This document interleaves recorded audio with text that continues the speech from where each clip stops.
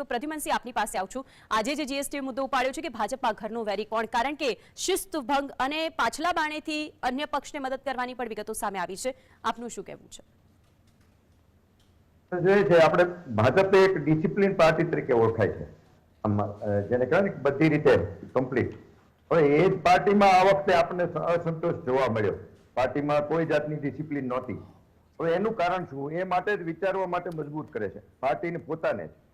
કેમ કે કારણ કે ઉપરથી જ ક્યાંક ને ક્યાંક ભટકી છે, પાર્ટી ભટકી છે। ઉપરના જે સિનિયર શીર્ષ નેતાઓ છે એ જ ક્યાંક વિચારધારાથી ભટકી ગયા છે, જેને લીધે એનો આ પ્રભાવ છે નીચે સુધી આવ્યો છે।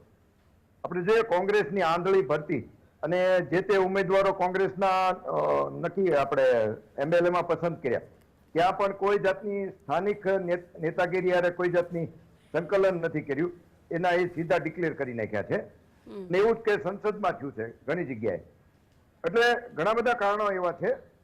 એટલે આ એક ટાઈપનો અસંતોષ નથી, પણ એક વિચારધારાની સામેનો એક વિરોધ જ છે। એટલે આગળ જોઈએ શું થાય છે, પણ મને નથી લાગતું કે પાર્ટી આગળ કોઈ ડિસિપ્લિન એવા બહુ મોટા પગલા ભરે ડિસિપ્લિનની વિરુદ્ધ, કેમ કે આવનારા સમયમાં કંઈક નવું જ થશે।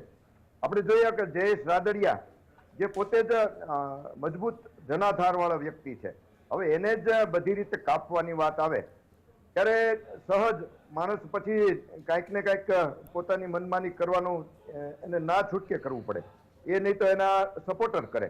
એવું જ ધર્મેન્દ્રસિંહ હકુભાનું છે। આપણે કદાચ નારણભાઈ કાછડિયા અમરેલીને સાઈડમાં મૂકી દઈએ, પરંતુ ધર્મેન્દ્રસિંહ હકુભા જે પોતે એ પણ મજબૂત જનાધાર વાળા વ્યક્તિ છે, એનો આ બધા લોકોનો જાણે યુઝ એન્ડ થ્રો કર્યો હોય એવું થઈ રહ્યું છે।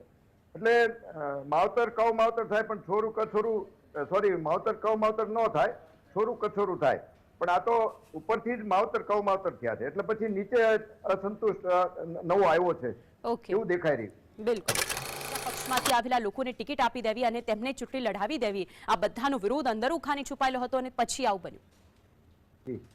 ચોક્કસ, એક તો એમએલએની સીટમાં તો બધા જ કોંગ્રેસમાંથી આવ્યા હતા, એક અપક્ષ હતા, એ બધાને આપોઆપ ટિકિટ આપી દીધી। એમાં ત્યાંના સ્થાનિક નેતાઓને પણ વિશ્વાસમાં નથી લીધા, અને બીજી બાજુ જે સંસદમાં અનેક એવી ટિકિટો આપી છે કે જે સીધો જનાધારમાં નહોતા, જનાધાર એની પાસે નહોતો અથવા તો પ્રજામાં એમાં એટલા બધા પોપ્યુલર નહોતા, પરંતુ જે તે વ્યક્તિના પોતાના વ્યક્તિગત માણસો જેને કહેવાય ને કે અંગત માણસો હતા, ગુડ બુકમાં જે ડાયરીમાં, એટલે એવા લોકોને ટિકિટ આપી છે। એના લીધે જ ઉમેદવારોમાં ઘણી જગ્યાએ વિરોધ થયા હતા।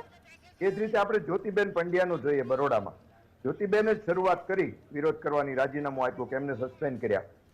તો હવે એ ઉમેદવારને તો પછી બદલાયો, પાર્ટીએ જ્યોતિબેનની વાતને ટૂંકમાં માન્ય રાખી છે કે જ્યોતિબેનની વાત યોગ્ય છે, પણ પછી પાછા જ્યોતિબેનને પક્ષમાં પાછા નથી લીધા હજી સુધી, એમનું સસ્પેન્શન રદ નથી થયું। એવું જ ભીખાજીમાં છે, ભીખાજી ઠાકોરનું સાબરકાંઠામાં, ત્યાં પણ એમને બદલાવ્યા પછી જે બધો વિરોધ થયો, જે પક્ષને બધી મહેનત થઈ, તો છતાંય પણ ઉમેદવારો બદલ્યા છે પરંતુ ત્યાં પણ અસંતોષ જોવા મળ્યો, તો શું તેની સીધી અસર આ વખતે તેના મતો ઉપર પડશે? થોડી ઘણી પડવી જોઈએ, કેમ કે જે લોકો વિરોધ કરો છે એ મજબૂત જનાધાર વાળા વ્યક્તિઓ છે। આપણે એક બાજુ જોઈએ છીએ કે પક્ષ માત્ર નરેન્દ્રભાઈ મોદીના નામે જ ચૂંટણી લડે છે, એટલે એવું આપણે પણ થાય કે ભાઈ મોદીજીના નામે ચૂંટણી લડે છે, કોઈ અસંતોષ કોઈનો કાંઈ કામ નહીં આવે। છતાંય પક્ષને ક્યાંક ને ક્યાંક દેખાય છે, જે તે ઉમેદવારોએ ફરિયાદ કરી છે કે અમારી વિરુદ્ધ 100 વ્યક્તિએ આપણા પક્ષના વિરુદ્ધ કામ કર્યું છે, મને એનું નુકસાન થશે। એટલે એ લોકો જનાધાર વાળા હોય, પ્રજામાં એનું કંઈક વજન હોય તો જ એ પક્ષને નુકસાન કરી શકે, એટલે એને નજરઅંદાજ જે કરવામાં આવ્યા છે। તે બીજી બાજુ આ રૂપાલાજીની બાબતમાં જડ વલણ પાર્ટીએ લીધું, જેના લીધે ઘણા બધા ઉમેદવારોને અસર થઈ છે। એટલે એ બધા એવા ઘણા બધા નિર્ણયો છે જે પક્ષને લીધે જ આ અસંતોષ ઉભો થયો છે। આ વખતે મુદ્દાઓ એવા હતા, પત્રિકા કાંડ છે, અટક કાંડ છે, સીડી કાંડ છે, બધા જ મુદ્દાઓને લઈને સીધી અસર પડશે ખરી? હા, એક તો ભાઈ કીધું એમાં એમના સત્તાધારી પક્ષના જે લોકો સિનિયર નેતાઓ નિષ્ક્રિય રહ્યા છે અને કાર્યકરો જે બુથ લેવલના છે એ લોકો અમુક નિષ્ક્રિય રહ્યા છે। એક તો કોંગ્રેસની સીધી ભરતી અને ઉમેદવારોની પસંદગી બાબત અસંતોષ, તેના લીધે વોટિંગ તો ઓછું થયું છે, એ કોંગ્રેસને ફાયદો છે, અને પ્લસ જે અમુક વોટિંગ કોંગ્રેસ તરફે થયું છે નિષ્ક્રિયતાને લીધે જે તે પક્ષના, એટલે એને લીધે કોંગ્રેસમાં જે 2.5 લાખથી નીચેના જે 2.5 લાખ સમથિંગના જે લીડ હતી ગયા વખતે 2019માં, એ ઉમેદવારોને સીધો ફાયદો થોડો દેખાશે.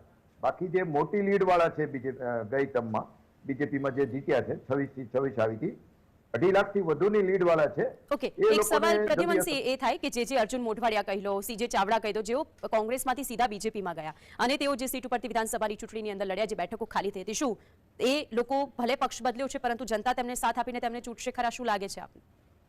સીજે ચાવડા અને અર્જુન મોઢવાડિયા પોતે વ્યક્તિગત પોતાની ક્ષમતા ઉપર જનરલી કોંગ્રેસમાં પણ આવતા હતા અને પોતાની વ્યક્તિગત છબી છે બંનેની, એટલે એ બંનેને વાંધો નહીં આવે. બાકી માણાવદરમાં ને એ કદાચ થશે. એક તો ધર્મેન્દ્રસિંહ વાઘેલા એ પણ વ્યક્તિગતમાં આવે છે, વ્યક્તિગત ક્ષમતા ઉપર, એટલે એમને વાંધો નહીં આવે. બાકીની 2 સીટ કદાચ ત્યાં થાય, માણાવદર ને બીજી આપણે અહીંયા ખંભાત, એ 2 સીટમાં કદાચ કઈ ફેરફાર થાય એવું મારું વ્યક્તિગત માનવું છે. બિલકુલ. આ વખતે સૌથી વધારે ક્ષત્રિય આંદોલન, તેમાં પણ જે ક્ષત્રિયોએ મતો નથી આપ્યા, કદાચ તેના કારણે ટકાવારી કપાઈ હોય, એટલે કે આડકતરી રીતે અન્ય કહી રહ્યા છે કે તે સમર્થન એક જ પક્ષને. પાછલા બાણે મદદ કરી દીધી અન્ય પક્ષને કે આપ આપના પક્ષને જીતાડો, અમારી જોડે તો આવું જ થવાનું છે. ક્ષત્રિયોએ મતદાન આ વખતે પૂરું કર્યું છે. જે જનરલી જે સમાજ હું માનું છું ત્યાં સુધી મતદાનમાં ઓછો ભાગ લેતો હતો, આ વખતે મતદાન થયું છે અને અમુક અન્ય સમાજનું પણ થોડું ઘણું એમને સહકાર મળ્યો એવું દેખાય છે. અને ક્ષત્રિયોના આંદોલનને લીધે અન્ય બીજા આપણા મતદારોએ થોડો ઉત્સાહ ઓછો પણ બતાવ્યો છે, જેના લીધે મતદાન થોડું ઓછું થયું છે. એ બીજેપીને નુકસાની છે. ને બાકી રહી વાત ડિસિપ્લિનની, તો એક તો હવે કોંગ્રેસમાંથી વધુમાં વધુ ઉમેદવારો લાવી રહ્યા છે નેતાઓ, જેના લીધે પક્ષમાં અસંતોષ થઈ રહ્યો છે. અને એ જ રીતનું જે સૌથી વધારે તો બીજેપીનું જે જૂની જે પાર્ટી છે, સહભાગી જે હિન્દુત્વની વાત કરતી આપણી સંસ્થા, એમનો પણ આ વખતે સાથ સહકાર સીધો ના હોય, અથવા તો બીજેપીએ પોતે ના માગ્યો હોય, અથવા પોતાના અહમમાં હોય કે અમે પોતે જ આ વખતે એકલા જ ચૂંટણી લડી લઈશું, એવું પણ લાગ્યું. એટલે એના લીધે ઘણી બધી બાબતો ખોટ વર્તાણી ચૂંટણીમાં, પક્ષ બાબતમાં. અને જે આવનારા સમયમાં કદાચ આ વખતે આપણે ઇન્ડિયા ઓવરઓલ આપણે આખા દેશની જે ટોટલ સંસદની ચૂંટણી છે, એમાં થોડો ઘણો ઇફેક્ટ દેખાશે.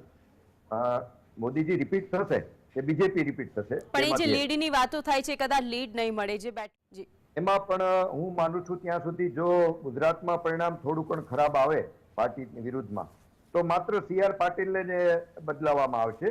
એનું ટોટલ જવાબદાર એમને કદાચ ગણવામાં આવે.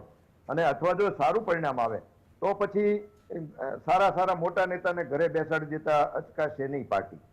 પણ જો સારું પરિણામ આવે તો, બાકી તો નહીં તો માત્ર CR પાટીલની સામે એમની જવાબદારી એમની પાસેથી પરત લઈને સંતોષ માનશે પાર્ટી. બાકી વધારે કોઈ દુશ્મનો ઉભા નહીં કરે પાર્ટીમાં, મારું એવું માનવું છે. ઓકે નિકુલ.